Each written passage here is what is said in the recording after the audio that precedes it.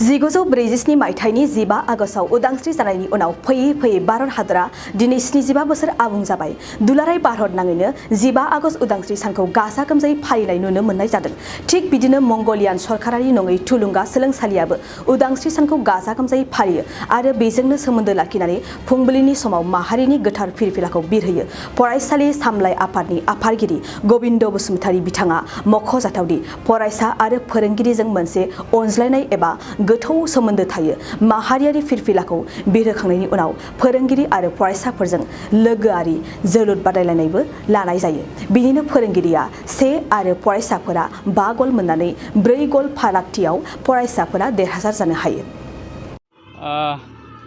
बे समाव बड'लेण्ड बुब्लि रादाब नायगिरि नोंथांमोननिसिम 2022 इं मायथाइनि 15 आगस्टनि भारत उदांस्रि सान फालिनाय बेनि गाहाम हामलायनाय बावहरग्रोनाय जाबाय।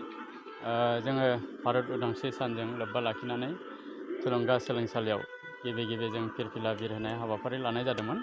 बेनि उनाव नैथि हाबाफारि हिसाबै फोरोंगिरि आरो फरायसाफोरनि गेजेराव लोगोआरि जोलुर बादायलायनाय बे हाबाफारिया लानाय जाबाय आरो बे जोलुर बादायलायनायाव फोरोंगिरिफ्रा 5 आरो 1 गलाव फेजेन जायो फरायसाफोरजों। दिनैनि बे उदांस्रि सानजों लोब्बा लाखिनानै जोलुर गेलेनाय बादायलायनाया गाहामै जोबनानै थाङो। एसेनोसै, गोजोन्थों। नोंथांनाव हान्थु, सिं, गोदोना, आखाइनि आसि, सिंस्रि, दाफोना सानाय, आफादावदै सानाय, आथिं मिजुनाय सानाय, खर' जरा सानाय, आथिं फारनैबो बोलो मोनै जानजि सानानै आथिङाव साहैनाय, जायखिजाया गोजामनिफ्राय गोजाम सानाय जादोंब्ला नोंथांमोना जिंगासिनो नांला।